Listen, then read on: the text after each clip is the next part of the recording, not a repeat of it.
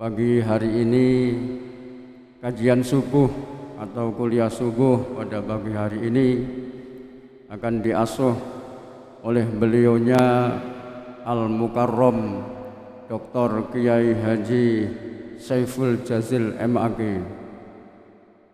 Beliau ini adalah dosen di Universitas Islam Negeri Sunan Ampel, Surabaya. Yang kedua, beliau ini adalah pengasuh Pondok Pesantren Mahasiswa Al-Jihad di Jemur Sari. Yang ketiga, beliau ini adalah pembimbing haji atau pengasuh KBIH Brayan Mekah.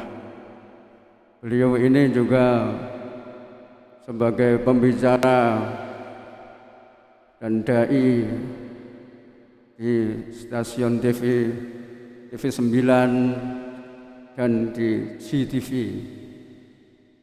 Sebelum kajian pagi atau kajian subuh, kuliah subuh pagi hari ini dimulai, marilah kita buka bersama-sama dengan bacaan Ummul Quran.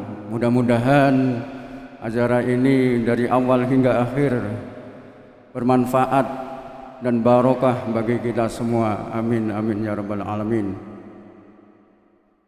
Ila hadrat Nabi Mustafa Muhammadin sallallahu alaihi wasallam. Lahumul Fatihah. A'udzubillahi minasyaitonir rajim. Bismillahirrahmanirrahim. Alhamdulillahi rabbil alamin arrahmanir rahim maliki yaumiddin. Iyyaka na'budu wa iyyaka nasta'in ihdinas siratal mustaqim siratal ladzina an'amta 'alaihim ghairil maghdubi 'alaihim waladdallin amin. Kepada Al-Mukarram Bapak Dr. Kiai Haji Saiful Jazil MAG, kepadanya dipersilahkan.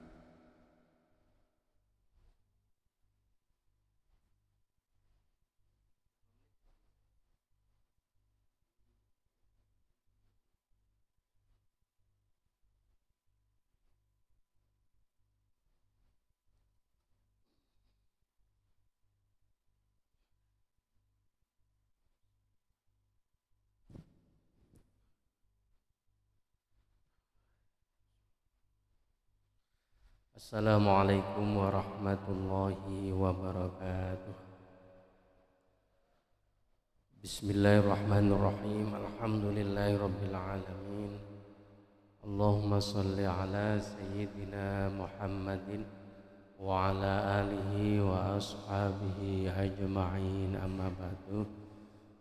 Bapak Ibu hadirin wal hadirat jamaah Masjid Nurul Iman rahimakumullah, semua yang kami hormati, mudah-mudahan semuanya dirahmati Allah. Syukur alhamdulillah pada waktu ini kita ditakdirkan bisa bersilaturahim kembali setelah beberapa tahun tidak ada kegiatan seperti ini. Mudah-mudahan kajian pagi ini disertai hidayah dan ridhonya Allah, menjadi kajian yang manfaat dan barokah, dan kita semua selalu dilindungi, dijaga oleh Allah bersama keluarga kita dari segala macam wabah musibah. Selamat fid dini wad dunya wal akhirah. Amin ya rabbal alamin. Al-Fatihah. A'udzu billahi minasyaitonir rajim. Bismillahirrahmanirrahim. Alhamdulillahi rabbil alamin. Arrahmanir rahim. Iyyaka na'budu wa iyyaka nasta'in. Ihdinas siratal mustaqim, siratal ladzina an'amta 'alaihim ghairil maghdubi 'alaihim waladdallin. Temanya pagi ini adalah istiqomah, merupakan jalan untuk meraih karomah. Karena itu kami awali dengan membaca surat Fussilat ayat 30. A'udzu billahi minasy syaithanir rajim.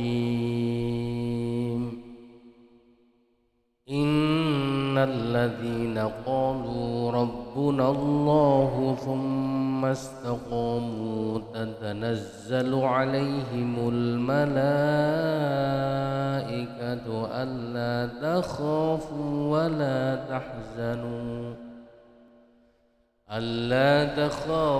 ولا تحزنوا وأبشروا بالجنة التي كنتم توعدون نحن أولياؤكم في الحياة الدنيا وفي الآخرة ولكم فيها ما تشتهي أنفسكم ولكم فيها ما تدعون نزلا من غفور رحيم. Innalladzina, sesungguhnya orang-orang, qalu yang mengatakan Rabbunallah, Tuhan kami adalah Allah, tsumastaqamu, kemudian istiqomah di dalam menjalankan syariat Allah. Istiqomah niku napa, Pak? Istiqomah itu bahasa kita adalah acek. Lakoni perintah Allah ajak maupun larangannya, tekun atau continue ya. Kegiatan-kegiatan yang dilakukan selama tidak ada uzur, berusaha tidak ketinggalan ya. Cuma istiqomah niki gampang diomongno, tapi dalam prakteknya tidak semudah yang diucapkan. Terus terang, kula niki berusaha setiap malam bisa bangun tahajud. HP kula kasih nada dering setiap jam 3 bunyi. Lho bareng muni temenan kring ngoten niku eling. Saiki lho subuh jam 4, 5 menit esek sak jam. Onjol 5 menit. Tahajud setengah jam cukup. Akhirnya tak tunda maneh lah turu dilungkas lah. Akhirnya kebablasan. Yang sering gitu, Pak. Bapak Ibu dos pundi? Insyaallah mboten nggih. Mboten beda bae. Nek kula jenengan saged istiqomah, Allah akan memberikan keistimewaan. Pertama, tatanazzalu alaihimul malaikah, malaikat akan turun menjadi teman hidupnya, dan malaikat ini akan selalu membisikkan ke dalam hatinya, alla takhafu wala tahzanu, jangan pernah takut dan jangan pernah bersedih hati, baik menghadapi kehidupan mendatang, kematian, ataupun kehidupan sekarang ini.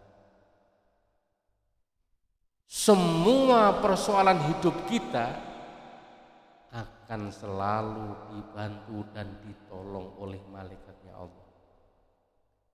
Yang kedua, malaikat ini bilang kepada orang yang istiqomah nanti menjelang kematiannya, wa absyiru bil jannatil lati kuntum tu'adun, bergembiralah tentang surga yang telah dijanjikan oleh Allah di akhirat kelak. Makanya enten tiyang niku meninggalnya kadang-kadang tersenyum. Barangkali mereka ini termasuk orang-orang yang telah dibisiki oleh malaikat nanti di akhirat akan disediakan surga yang luar biasa. Nah, yang ketiga Bapak Ibu, dipertegas lagi, nahnu auliyaukum fil hayatid dunya wa fil akhirah.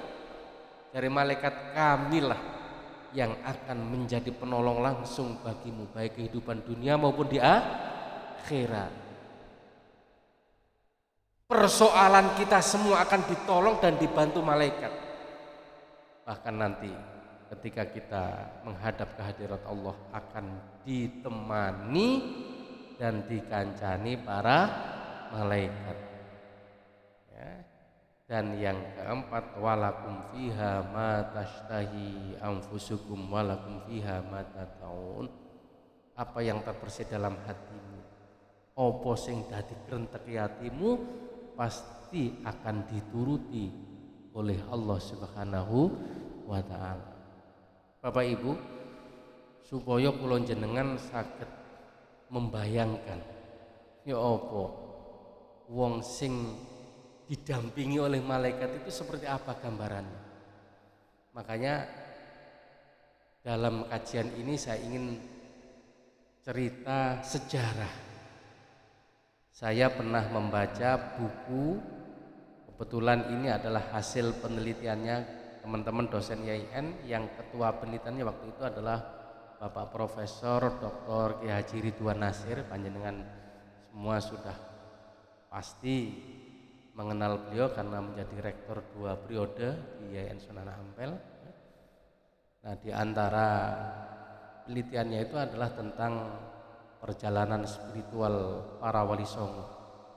Salah satu wali songo ada yang dikenal dengan Raden Ainul Yakin, yang dimakamkan di Giri, yang dikenal dengan sebutan Sunan Giri. Lah, di situ disebutkan Bapak Ibu Mbah Sunan Giri gak ada istiqomah, setiap malam bangun sholat tahajud. Kemudian menjelang subuh beliau Mbak itu meringkas pelajaran yang mau diajarkan kepada para santrinya yang mondok di sana habis subuh. Waktu itu bersamaan dengan kejayaan Kerajaan Mojopahit. Rajanya adalah Prabu Brawijaya V. Ningali padepokan Mbah Sunan Giri, kok semakin hari semakin banyak santri yang ngaji di sana. Akhirnya Prabu Brawijaya V itu mikir, kalau sampai tanah Jawa pada saatnya nanti banyak orang yang belajar agama Islam, cepat atau lambat suatu saat nanti akan bisa mengkikis Kerajaan Mojopahit yang saat itu berbasis agama apa? Agama Hindu Buddha. Ya. Singkat cerita, akhirnya Prabu Brawijaya V ini mengumpulkan pasukan. Misinya cuma satu Bapak Ibu, menangkap Sunan Giri hidup atau mati. Barang dikepung, lengkap dengan senjata, santri ini bingung. Akhirnya matur datang Mbah Sunan Giri, Mbah dos pundi niki. Kita semua dalam kondisi terkepung, mereka lengkap dengan senjata, nggak mungkin bisa meloloskan diri. Lho ngoten niku Mbah Sunan Giri mboten gopoh, mboten takut. Santri ini kabeh dikokon mlebu kamar, dikunci, ojo sampai ana sing metu tak adepane dhewe. Zaman itu Mbah Sunan Giri pakai pulpen, mbiyen kan tutulan ngoten nggih. Enten tinta di wadah, sambil membaca doa, Allahu Akbar, Allahu Akbar, Allahu Akbar. Ya Rabbana wa ilahana wa sayyidana anta maulana fansurna alal qaumil kafirin. Ayo dibaca bersama-sama Pak. Moga-moga selalu ditolong oleh Allah semua kesulitan kita. Allahu Akbar, Allahu Akbar, Allahu Akbar. Ya Rabbana wa ilahana wa sayyidana anta maulana fansurna alal qaumil kafirin. Langsung pena niki dilempar atas izin dan kekuasaan Allah. Begitu pulpene Mbah Sunan Giri dilempar. Nah, di dalam buku tersebut disebutkan ada 2 pendapat. Yang pertama mengatakan begitu dilempar berubah jadi keris. Lho keris niki lho Pak, melayu nguber pasukan Mojopahit, cut ke atas yang meninggal dunia. Akhirnya banyak yang lari tunggang langkang, banyak yang meninggal. Nah saat itulah sampai sekarang tercatat di dalam sejarah Mbah Sunan Giri bahwa Mbah Sunan Giri mampu meloloskan diri selamat dari kepungan pasukan Mojopahit yang lengkap dengan senjata, mergo duwe jimat ampuh yang disebut dengan sebutan keris kala. Kok ngerti nggih sampean, Pak? Keris kala munyeng. Kala munyeng itu terdiri dari dua bahasa Pak asli nih. Kolamun dan munyeng. Wong Jawa nyebutnya kala munyeng. Artinya apa? Kolamun itu bahasa Arab. Artinya apa? Pulpen, pena. Munyeng itu bahasa Jawa. Munyeng niku napa? Ya munyeng. Maksudnya muter, ngobrak-abrik pasukan Majapahit. Keris Melayu dhewe itu munyeng muter. Nah, tapi sebenarnya bukan karena kerisnya.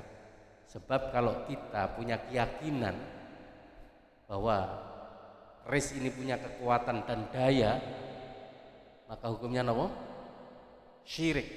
Tapi kembali kepada ayat tadi, tatanazzalu alaihimul malaikat. Aku yang bakal menolong kesulitanmu baik di dunia maupun Allah menurunkan para malaikatnya. Ketoke keris sing mlayu tapi hakikatnya siapa? Malaikat. Wong janjine Gusti Allah ngoten. Makanya karena begitu teguh dan pendiriannya, karena istiqomah yang dibangun Mbah Sunan Giri inilah itulah yang disebut dengan karomah. Bukan karena kerisnya, ya karena karomah, karena istiqomahnya Allah akhirnya menurunkan sebuah karomah. Malaikat diturunkan menjadi teman hidupnya. Itu janjinya Gusti Allah ngoten. Dari wong Jawa, yaitulah disebut sakti mondro guno. Gak tedas tapak baluning panding sisaring gurendo, otot kawat balung keteke tape mergo sakti. Nah, inilah Bapak Ibu yang kami hormati. Nah, ahli sejarah yang kedua mengatakan ketika dilempar muncrate mansi hitam itu akhirnya jadi tawon, Pak. Lho tawon iki akhirnya ngentupi ndase pasukan Majapahit. Wah, akhirnya lari tunggang langgang. Wah, akhirnya sing bendol enek sing mati krana ana upase. Nah, saat itulah sampai sekarang ada sebutan endi-endi tawon sing nyengit sing mandi upase diarani tawon endas mergo sing dintup endas. Makanya saya membayangkan waktu membaca buku itu, kok umpama sing dicokot iki bokong. Nah, mungkin kok tanah Jawa iki Ustaz ana jenenge tawon bokong krana sing dintup endas akhirnya dadi tawon. Inilah ya karena istiqomah inilah Bapak Ibu yang kami hormati, Allah akhirnya menurunkan para malaikatnya. Yaitulah yang disebut dengan istilah karomah. Kalau yang terjadi para nabi dan para rasul disebut apa? Mukjizat. Ya. Jadi sebenarnya kita semua bisa menjadi wali Gusti Allah asalkan istiqomah. Tapi gini gua istiqomah niki Masya Allah continue terus nggak berhenti. Yang kedua Bapak Ibu, ada namanya Raden Syahid ya, yang dikenal dengan sebutan Sunan Kalijogo. Ternyata Raden Syahid ini awalnya adalah seorang napa saderenge dadi wali? Perampok, Pak. Dilalah sing dirampok, sing dirampas waktu itu tongkatnya Mbah Sunan Bonang, karena di ujung tongkatnya Mbah Sunan Bonang ini ada lapisan emasnya.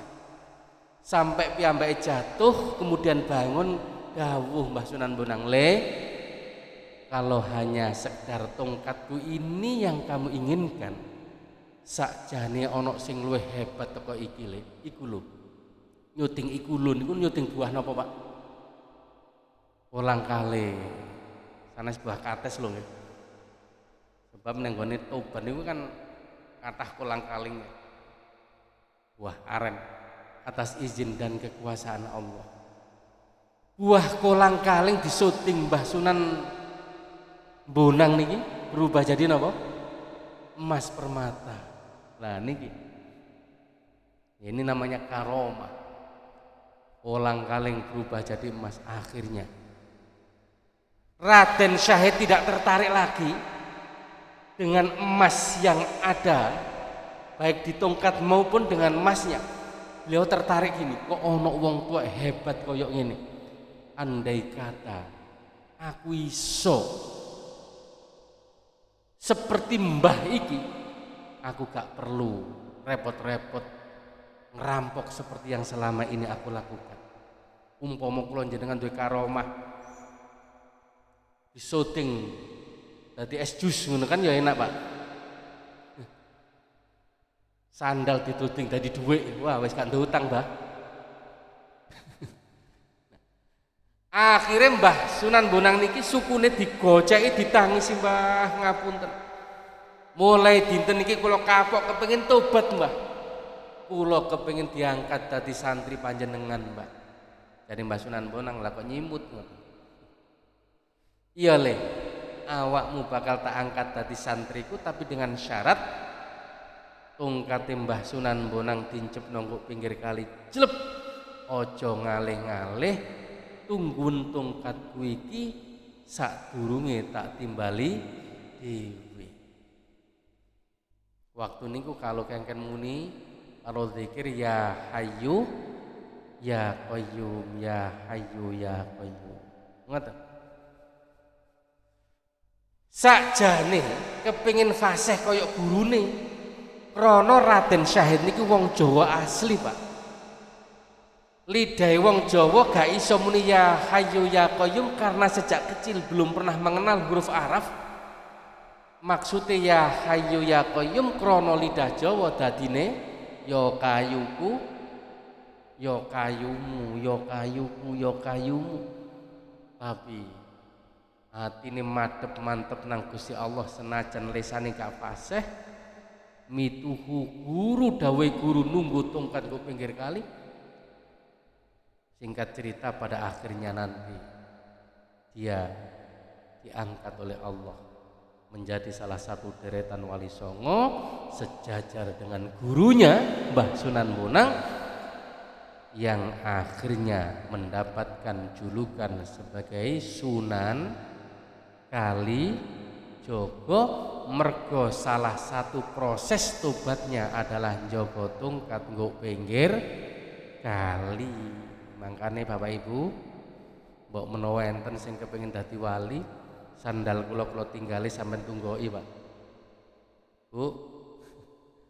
Sampean tunggoki karo muni ya hayyu ya qayyum. Nek sampean istiqomah insyaallah sak wulan engko dadi wali sandal. Ya Allah, inilah namanya karomah. Al-istiqomah min alamatil karomah. Al-istiqomah khairum min alfi karom. Ya krana istiqomah yang dibangun oleh Mbah Sunan Giri, yang dibangun oleh Mbah Sunan Kalijogo, akhirnya piyambake diberikan suatu kelebihan oleh Allah yang tidak dimiliki orang lain, yang hanya diberikan kepada para kekasih dan wali-wali ini Gusti Allah. Yang terakhir Bapak Ibu, saya ini pernah mondok di Romo Yai Husain Ilyas Mojokerto. Romo Yai Husain itu subhanallah walaupun sepuh tapi hampir setiap hari niku deres Quran. Kula nate didhawuhi dongakno aku le senajan wis tuwek aku berusaha sehari minimal 3 sampai 5 juz. Masya Allah, kula niki sak juz kadang-kadang nyampe, kadang boten. Kalau Bapak Ibu pinten juz, Pak? Nah, suatu ketika enek anake tangga iku nangis pore. Ibuke niku mboten ngenengno, Pak. Akhirnya dodok daleme Rama Yai dalu-dalu nyuwun barokah doa ngapunten Yai. Anak kula niku lho kok porik sedalu mboten apa meneng-meneng Yai. Lho ngoten niku Rama Yai mundhut kaya putih didongani langsung diparingi unjukan Rama Yai lho sakal meneng. Wah apa lorone ya wakringi waras. Akhirnya kula sebagai santri penasaran. Ngoten niku diwacakno napa Yai? Kanjeng Nabi dawuh le jawab. Al-Fatihatu lima quri'at lahu. Sapa wonge sing ndonga minimal maca Fatihah apa sing dadi krenteke atine bakal dijabahi karo Gusti Allah. Wah, Akhirnya bareng kula oleh ilmu kaya ngoten niku Bapak Ibu mulai teng Surabaya kepengin praktek. Nanti angger bengi kula niki nglelir boten langsung tilem malih. Sampai ngrungokno ane tangga be ana sing porik ngoten nggih ya. Sebab nek ana sing porik kan gak iso praktek, Pak. Pas temenan dalu-dalu ana ane tangga nuwange kok ado. Santen niku gak ndodok-ndodok akhirnya tak dodok dhewe Ustaz. Bareng ibuke metu enten napa Ustaz kok dalu-dalu. Saya kok mendengar putra panjenengan nangis iki enten napa. Masya Allah Ustaz, ini tadi kelihatan masuk angin. Sudah saya bawa ke klinik, dikasih dokter obat. Sudah saya minumkan, ternyata pancet porik mau Ustaz. Akhirnya kula jeneng engkel, akhirnya kula cethoti tambah banter nangisi. Dicethot. Akhirnya kula nyuwun toya putih. Begitu gelas kula pegang, kula wacana napa, Pak? Fatihah berdasarkan dawuh Rama Yai. Bareng kula wacana Fatihah, kula ken ngombekno, kula pamitan mulih. Dilalah mari salat subuh mlaku-mlaku enggak sengaja ketemu ibu tengah dalan blonjo. Aku ngembatin iki tak takoni napa mboten. Aku tak takoni jangan-jangan gak mandi ndane isinku. Gak tak takoni yo pengen roh hasile. Akhirnya kula ceket, Bu, ngapunten. Enten napa Ustaz? Cuma ngepengin ngertos kabare, gimana kabarnya? Putrane panjenengan tadi malam setelah saya beri minum. Dadak jawab, alhamdulillah Ustaz. Anak mang bengi mari sampean kei ngombe saiki tambah mencret jare ngoten coba. Loh, kenapa, Pak? Podo-podo Fatihah. Sama janjinya Rasulullah setiap maca Fatihah apa sing dadi krenteki atine dijabahi Gusti Allah.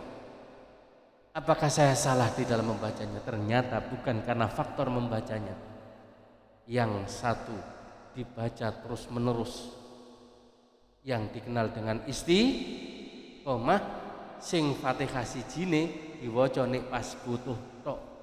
Mangkane gak patek mandi. Karena itulah kemudian Rasulullah bersabda, ahabbul a'mali ilallahi adwamuha wa inqalla.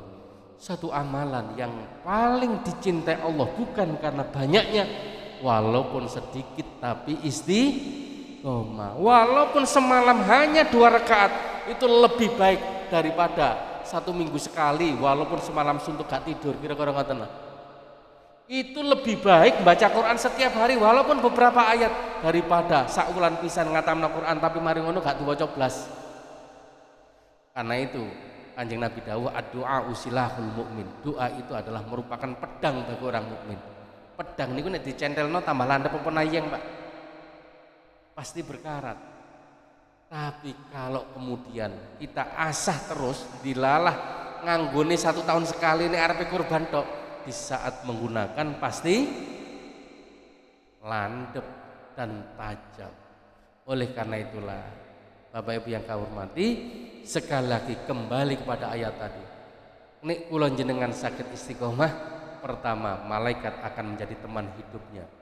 Yang kedua, malaikat yang akan menyertai kita dan menjamin serta menggaransi hidup kita akan ditolong untuk seluruh kesulitan kita, baik dunia maupun akhirat. Dan yang ketiga, malaikat memberikan kabar gembira tentang surga yang telah dijanjikan oleh Allah.